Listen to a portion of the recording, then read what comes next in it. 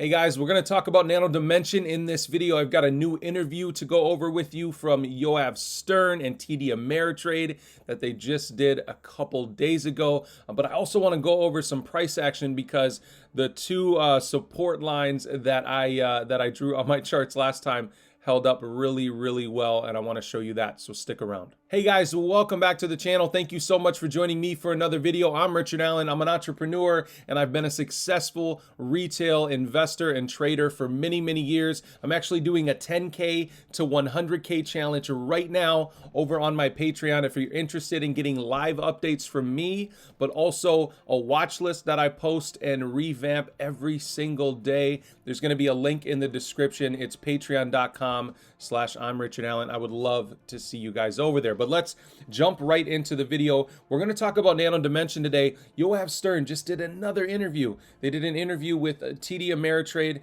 and it's kind of rehashing a lot of the stuff that we just went over in the RedChip Money Report interview, but she asks some different questions. So I want to cover that, and I also want to cover some price action because I think obviously we're on an uptrend. We're up 13% today. We're at $9.16. It's turning out to be a really good trade. But over on the Discord, I called the drop and the dip yesterday. But if you guys are familiar with my last video where I went over some of these trend lines and support lines, I said if it broke down below 850, it was likely to fall further down towards 8, and that's what happened yesterday. And now it gapped up today, and it just continues to go. So this is a really good price action. So we'll cover where I think it's going to go over the next few days, and I'll give you my my guesstimates, my best guesstimates. Okay, but let's cover some of this interview first. Again, this is Yoav Stern speaking with TD Ameritrade. So let's just jump right into the interview,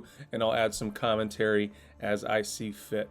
Get us started here so people have an understanding. What does your company exactly do?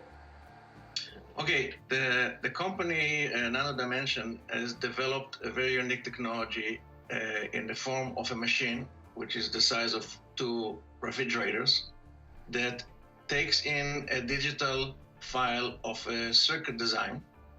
And from the other side comes 2 cartridges of dielectric ink and conductive ink. And the digital file is converted in printing of 3D into a final circuit, electronic circuit that works. You connect it to the electricity, it works. It's the only technology in the world that can inject 2 materials like this, which are so different from each other, and the end results come from the other side as a working electronic device. And we sell the machines. Yeah, it's exciting. Yeah. Mm-hmm. And, no, I want to hear more about it. Go ahead, please. This is probably one of my favorite parts. I think Yoav Stern doesn't do a lot of interviews because we know he's an intense guy, right? So at this point, he was like, how dare you interrupt me? Look at his face. He's like, yep.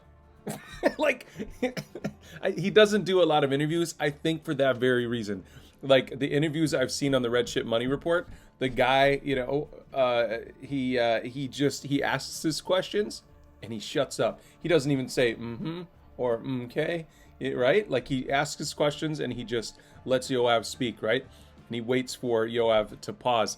But in this case, you can, Yoav's an intense guy. You can see that. And I think that isn't necessarily a bad thing. I think it's a good thing in the long run for the company because he's going to be an intense advocate for this company. So, but that's my 2 cents. But let's continue on with the interview. So we sell the machines. Our customers, which are everywhere from defense to academic institutions to very advanced medical institutions, are basically moving an industry called PCB, printed circuit board, which is a 40-years-old industry that has moved pretty much to China and the East, are able to move this industry back to the shore because we have a machine that does it digitally in a clean environment. It does not cause a lot of environmental non-friendly chemicals to be spread, and it works overnight and does in a fraction of the cost what the old industry used to be prototyping in many days and many weeks. Moreover, The machine can be situated in the 60 machines of ours are situated in the West within the corporations that are pretty leery about sending their IP now to the East to do prototyping of PCB because it's in a serious risk of being stolen. So we're enabling both bringing the IP, keeping it on the ground here, and getting into prototyping and early production without sending it to the East at less expense. So we keep hearing that point reiterated over and over again about Nano Dimension being able to protect your intellectual property, and that is a big concern for a lot of companies, and that's why you see companies like Lockheed Martin or Harris or something use this technology, because they're building things that are related to defense and aerospace and things that have a lot of sensitive information surrounding them, right? So you've got to factor that into the longevity of this company. That intellectual property selling point is a big thing for this company. It really is. Let's get on with the interview here. Yeah. So it's faster because this 3D printing can happen all night long. It's cheaper, as you're saying, taking two elements and now printing out and pumping out these 3D circuits, electric circuits, for everything from defense, education.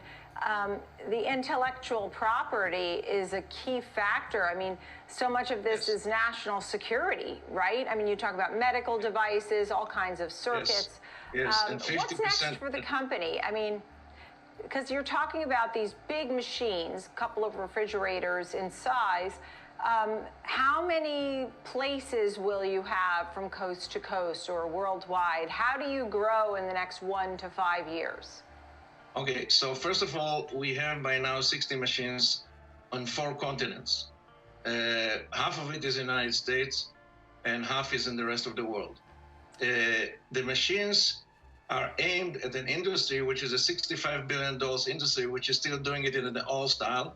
So let's just read this here, right? So because we know a lot of what Yoav Stern is talking about right now.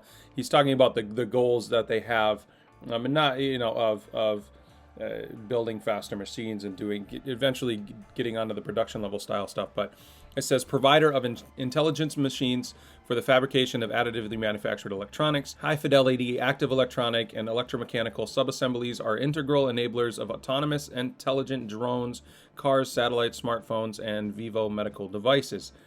Bridges the gap between PCB and semiconductor integrated circuits. This technology could be integral to autonomous technology down the road if they get closer to mass production level machines, but I don't know how close we'll get there even in the next 10 years with Nano Dimension. We are talking and selling to organizations that are both government and academic and major leading institutions in industrial institutions. Yeah, I would like to hear who some of your clients are, if you're able to divulge that information, maybe some of the big S&P 500 companies or something. I mean, we think of 3D printing, there was 3D Systems, there was Stratasys. We were impressed that when 3D printing could make a chess piece. Now you're talking about circuit boards for drones and automobiles and aerospace and defense. That being said, what are some of the hurdles that you could face? I mean, are people underestimating your company? You've had an incredible run over the last 6 months, up over 300% for the stock. Are people underestimating or overestimating what the outlook is for the company? No, I don't think people are under or over. I think people are hearing us talking and hearing the names of some of our customers, and as you asked, I can mention Hensoldt in Germany, rehash in Germany. I cannot mention defense customers in the United States, but you can realize who they are, most of the leading ones. Government institutions in Europe, government secret services, few of them, and I can't mention names. So I think people realize that we did the first penetration, the first early bird blue chip customers, large corporation took it, adopted it, and they see the vision of when this starts to grow and we start to populate the market, this trend of actually happened during 2020 when the industry realized after the crisis of China trade war and the corona, one over the other, they cannot continue to be dependent on the East to manufacture electronic devices. And so I think what the market sees is the disruptive element that is in this technology. And right now, without direct competition is still, I believe a year and a half away. They believe that once we hit the inflection point of the machines started to be populating the production floors on the ground in Europe and United States, the value is going to be even higher. The Stratasys and the 3D systems, a typical growth like this in the early days of the 3D printing, but in a funny way, it's a little bit deceiving. We are 3D printing electronic device. We are much closer to the electronic industry, capital equipment that is really, really advanced than just to 3D printing of prototype in mechanical industry. Sure. We actually manufacture electronic device that are functional and working, very different from just general 3D printing. Now, Nano Dimension, as I'm making this video, it's up to 932 already. So it's absolutely on a tear today. And we know that Nano Dimension moves really fast, right? So I think the next stop, if it can break above 950, I think it's going to go to 10 really, really easily. I think that could happen over the next few days. But obviously you guys have to make those decisions for yourself. But if you zoom in here on these trend lines I made, right here in my last video, I talked about watching for it to potentially break 850 because it broke down below this trend line. I said if it broke 850, that there could potentially be more downside all the way to 7.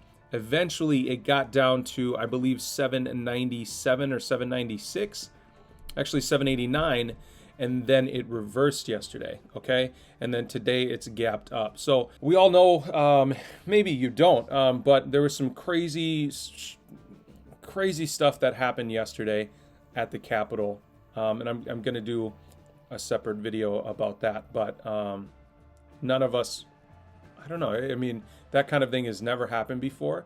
None of us could have been prepared for something like that to happen in the market. I took the night off yesterday because I just couldn't talk money when our capital was being rioted and people were dying. Like I couldn't do it, right? And I'm glad I'm, up and making videos today.